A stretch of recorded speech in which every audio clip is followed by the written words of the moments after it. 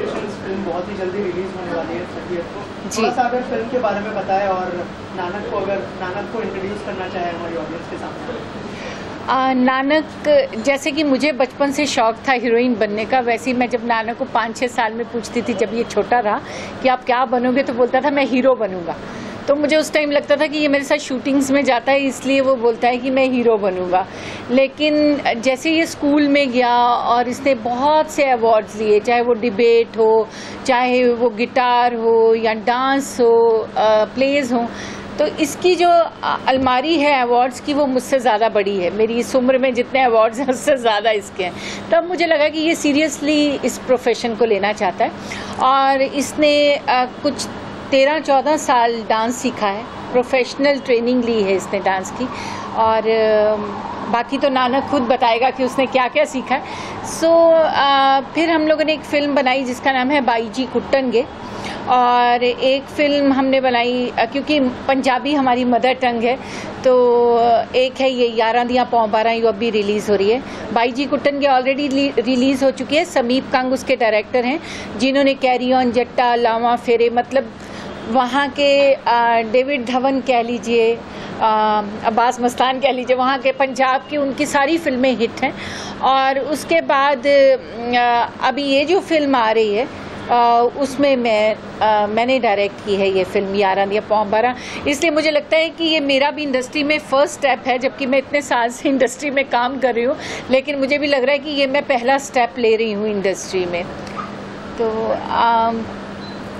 बाकी नानक आपको बताएगा कि उसने क्या क्या सीखा है एक्टर बनने के लिए। नानक, कांग्रेचुलेशन सबसे पहले, आने वाली है, बहुत ही जल्दी रिलीज होने वाली है। थोड़ा सा अगर फिल्म के बारे में बताएं और अपने किरदार के बारे में शेयर करना चाहें। देखिए जी, बिल्कुल ही बहुत ही अच्छी बनी हुई फिल्म है। इसमें मैं जैसे एक टीनेजर्स जैसे कॉलेज में होते हैं, एक chocolate romantic boy, lover boy का कैरेक्टर प्ले कर रहा हूँ। और आई थिंक इसमें जो मेरे को जस्टिस दिया है कैरेक्टर को, मैंने इस फिल्म में जस्टिस दिया है, वो मेरे को लगता है एक मदर्स ब्लेसिंग है, क्योंकि वो डायरेक्ट भी कर रहे थे फिल्म को और उन्होंने ये फिल्म बनाई भी है।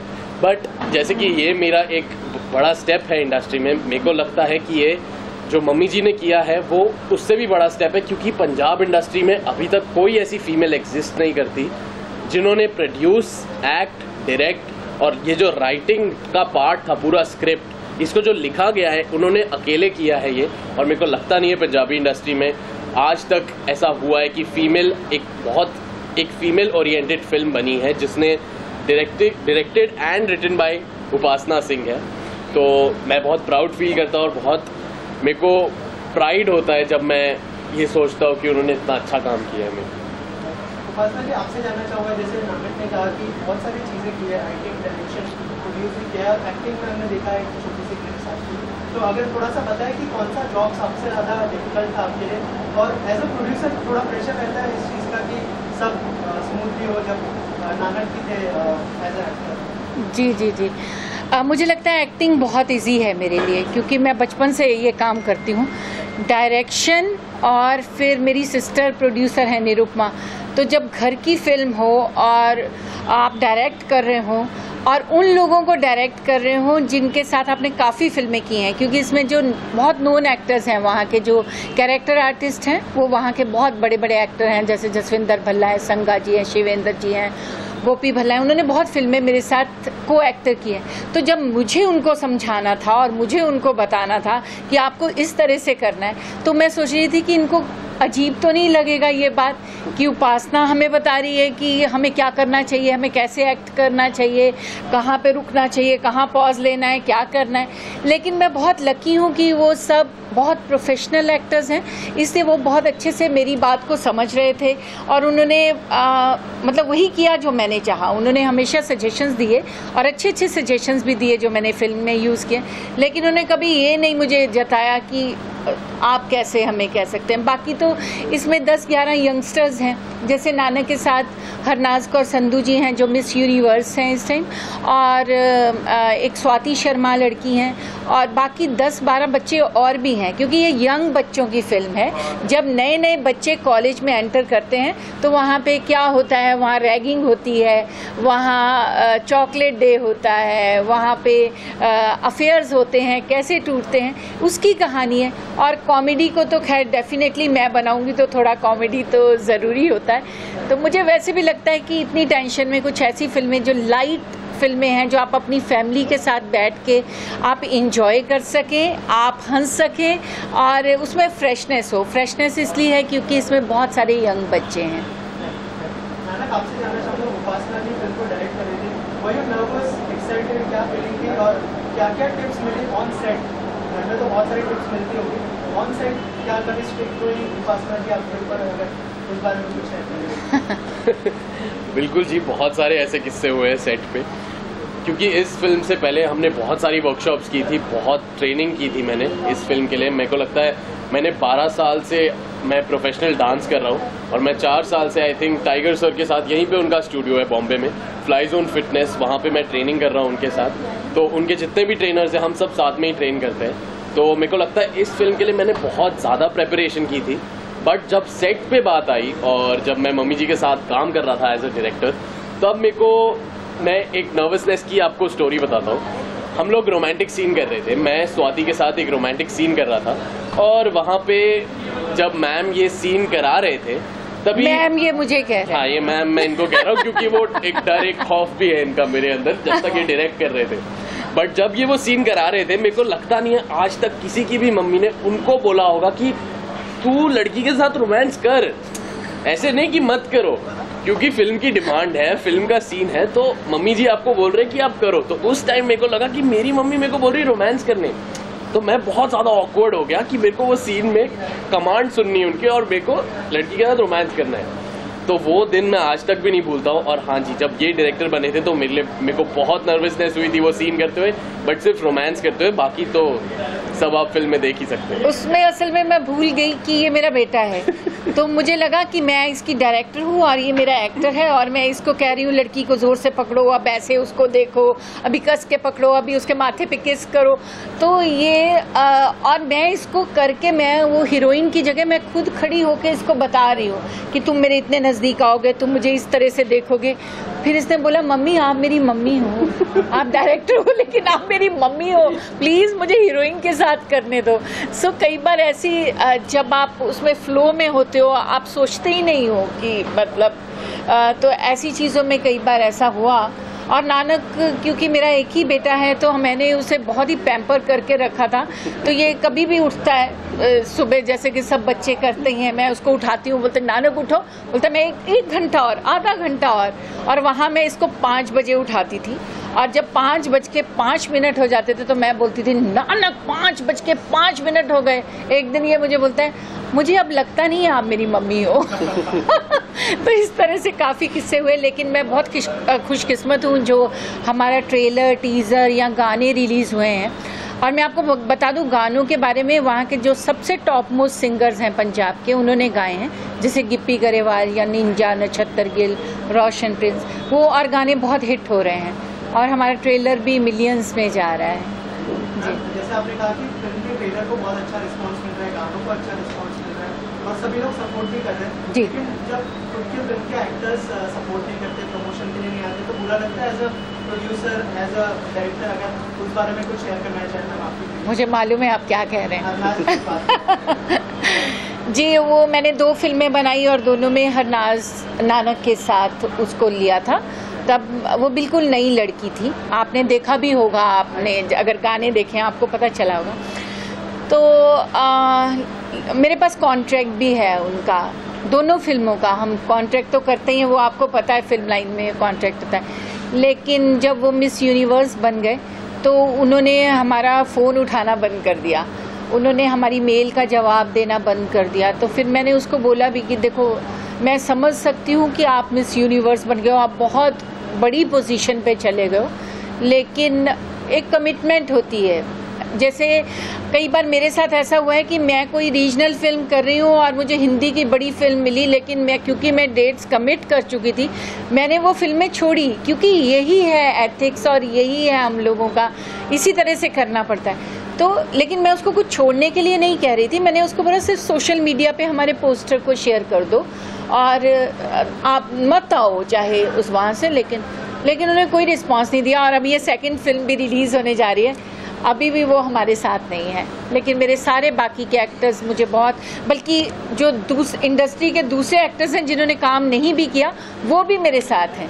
सो मैं बहुत लकी हूँ कि इंडस्ट्री मेरा इतना साथ देती है। ऑल्सो मैम रीजनल सिनेमा जिस तरह से आगे बढ़ रहा है, लोग पसंद करें रीजनल सिनेमा को, फिर मराठी हो, पंजाबी हो, गुजराती हो, क्या कहना चाहेंगे मैम रीजनल सिनेमा का जिस तरह का प्यार लोगों के बीच में बढ़ रहा है उसके लिए? मैं बहुत खुश हूँ। मुझे लगता है कि हमारा ही देश है जिसमें इतनी भाषाएं हैं और इतने अलग अलग कल्चर हैं, इतने ज़्यादा त्योहार हैं, तो ये सिर्फ भारत देश है। और मैं तो चाहती हूँ कि हर लैंग्वेज की जो फिल्म है वो सुपर हिट हो, जैसे कि तमिल, तेलुगु या वहाँ साउथ की होती हैं, पंजाबी फिल्में बहुत हिट होती हैं। मैं चाहती हूँ गुजराती, भोजपुरी, मराठी, मतलब इंडिया की हर लैंग्वेज में फिल्म बननी चाहिए। और बहुत अच्छी बात है कि उनको सब्सिडी भी मिल रही है।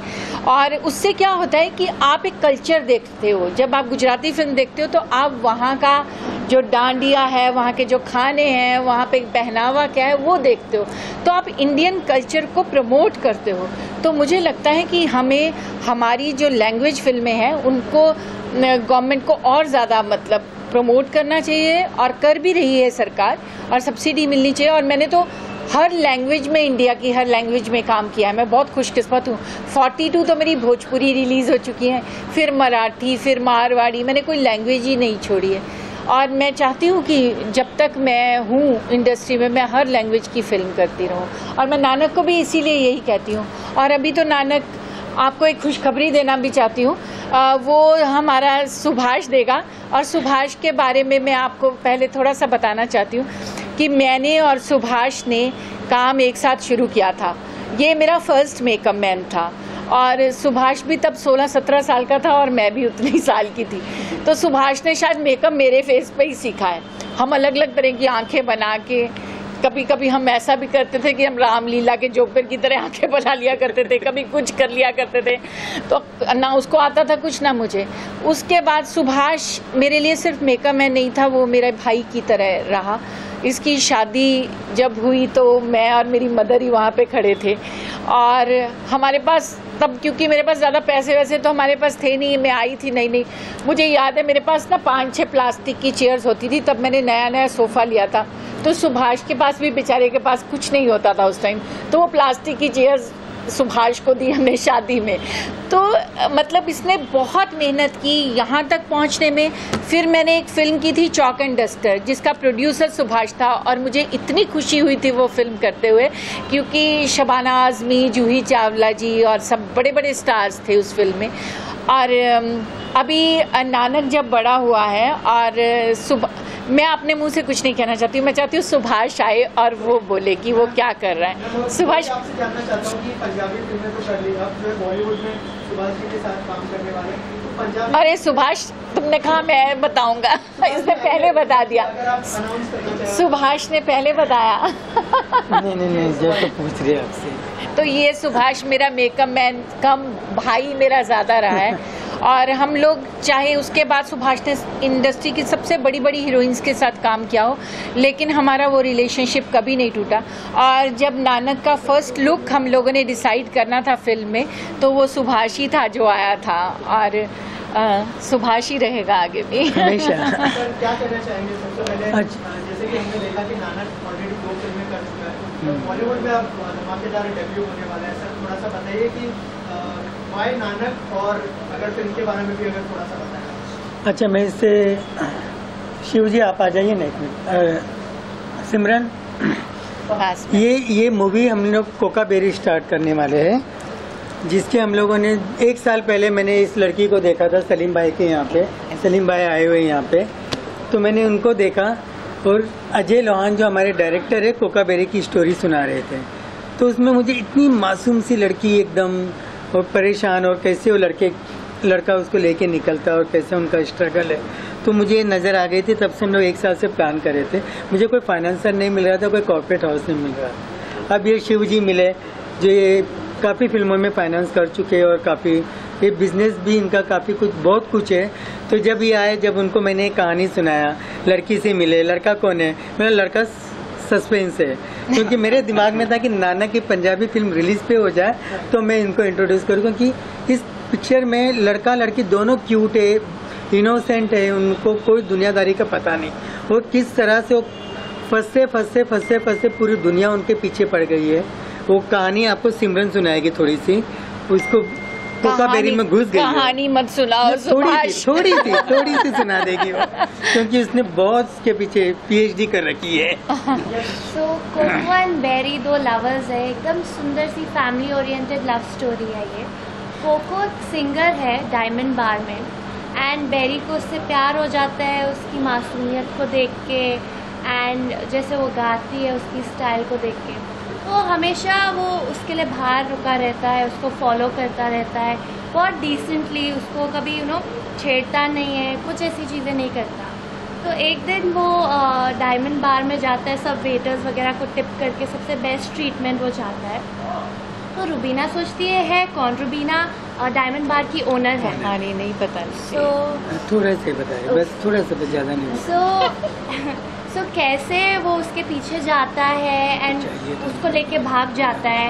फिर पूरी शहर की पुलिस उसके पीछे, उनके पीछे होती है, रुबीना उनके पीछे, रुबीना उनकी गैंग उनके पीछे होती है, रिपोर्टर्स वगैरह सब जानना चाहते हैं कि ये हो क्या रहा है।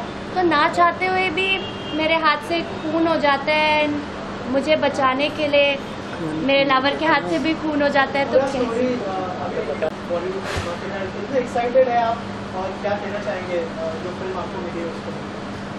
देखिए जी, सबसे पहले तो मैं बहुत ब्लेस्ड फील कर रहा हूँ। मैं सुभाष जी, जैसे कि मैम ने बताया कि उनके छोटे भाई की तरह थे जब वो काम करते थे, तो अगर उनके छोटे भाई तो मेरे भी बड़े भाई हुए, और मैं बहुत शुक्रगुजार। तो मामा हो गए, मामा। बट मैं तो बड़े भाई बुलाऊंगा। मैंने इसको बोला कि इंडस्ट्री में कोई भी हो ना तो सर बोलो या नाम लो, क्योंकि मामा अंकल तो बिल्कुल बोल ही नहीं सकते। तो वो उसी नक्शे कदम पे चल रहा है। नहीं, पर मैं उनको जैसे अभी अपनी मम्मी जी को भी मैम बुलाता हूँ, तो सर आपको भी सर ही बुलाऊंगा एज रिस्पेक्ट।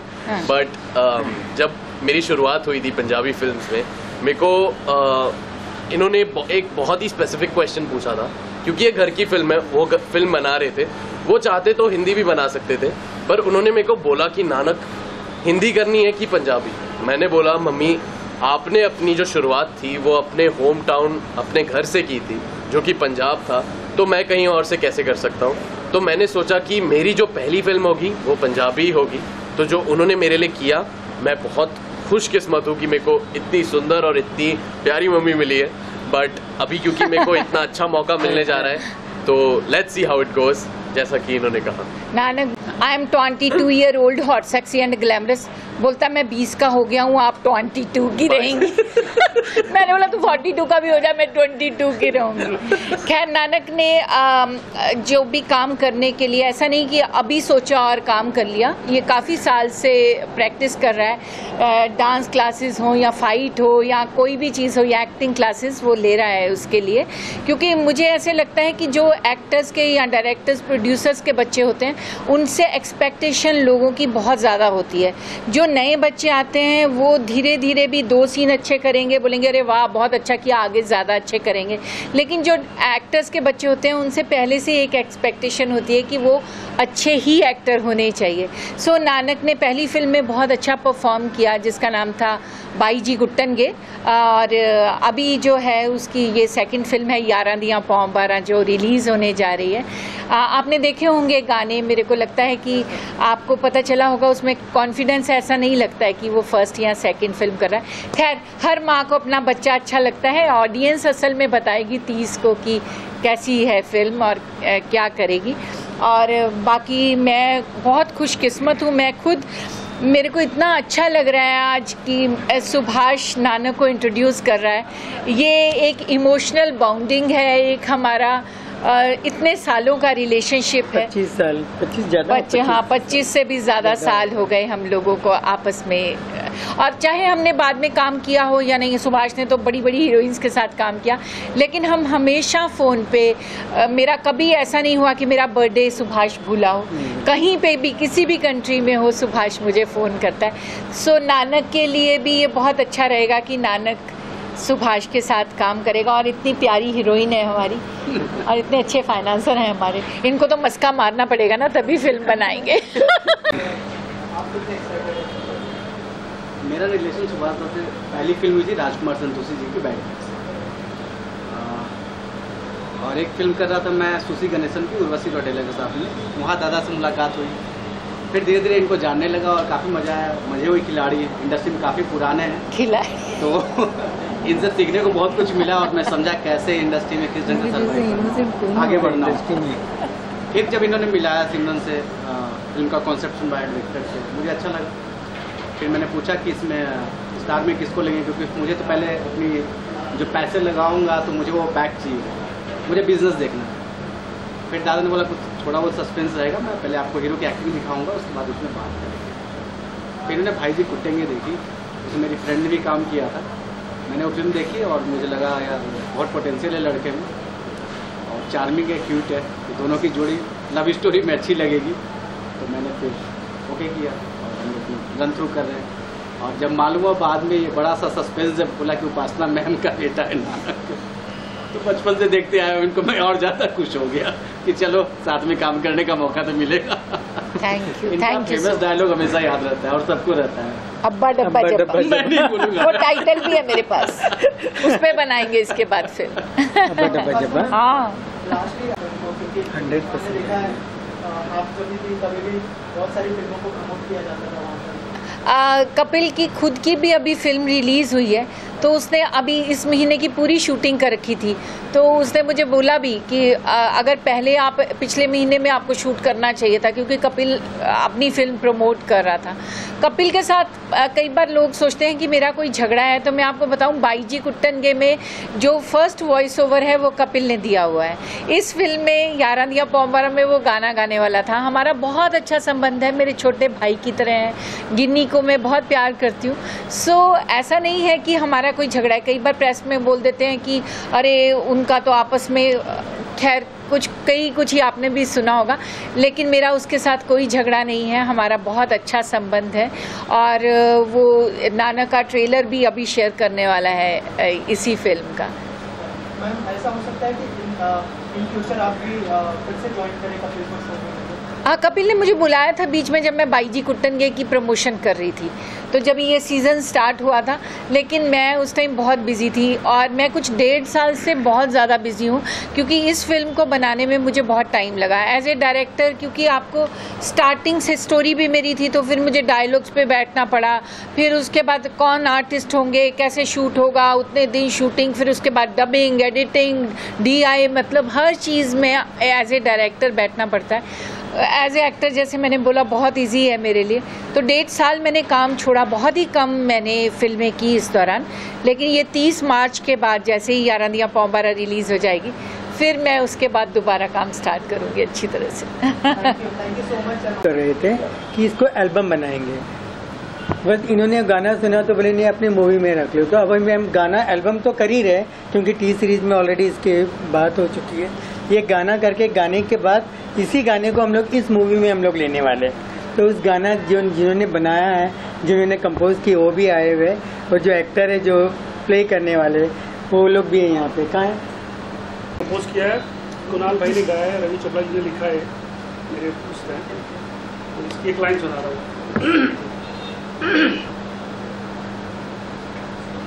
मंजिलों के निशान गुमशुदा हो गए, मंजिलों के निशान गुमशुदा हो गए। तुम में जान थी मेरी, तुम जुदा हो गए। बेवजह सांस लूं किस लिए, मैं जीऊं तो जीऊं, हाँ जीऊं किस लिए। लम्हा लम्हा लपे आगे, तन्हा तन्हा सारी रागे, इस जहां में रहूं तो रहूं किस लिए, मैं जीऊं तो जीऊं, हाँ जीऊं किस लिए। सुभाष जी, सोनाली मेरी फैमिली है और हर ओकेजन पे हर वक्त ये मुझे याद करते हैं, बहुत प्यार करते हैं। और सुभाष जी मैं कई सालों से जानता हूँ, अब इतने खूबसूरत इंसान हैं। Sonali again amazing person. तो मुझे अपनी फैमिली के लिए काम करने का मौका मिल रहा है और मैं बहुत खुश हूँ। उपासना जी के साथ मैं वैसे काम कर चुका हूँ, I don't know if you remember, but I am really feeling like home and I am really excited इस गाने के लिए। मैं तो चाहता हूँ बहुत जल्दी जल्दी शूट करें और I am happy to have him as a costar. That's it. आप क्या कहना चाहते हैं? For me I am Prasoon Arya. So for me ये मेरा पहला सॉन्ग होगा। मैंने कुछ टीवी शोज़ और कुछ मूवीज़ किया, लेकिन सॉन्ग मैंने कभी नहीं किया है। तो सुभाष सर और सोनाली जी ने मुझे मौका दिया है कि मैं इसमें करूं। और जब मैंने गाना सुना, सर ने क्या लाजवाब गाना बनाया, और कुणाल सर ने जो गाने की गायकी तो एक है ही, लेकिन जो फीलिंग्स दी है ना, इसके लिए हम एक्टर्स के लिए इतना चैलेंजिंग हो गया है कि उस फीलिंग्स को जस्टिफाई कर पाए एक्टिंग के द्वारा। ट्रू। ये बहुत चैलेंजिंग होगा हमारे लिए। तो हम चाहते हैं कि जल्द से जल्द ये गाना स्टार्ट हो, शूट हो और इस गाने को आप लोग तक पहुंचाया जाए, एक्टिंग और गाना दोनों।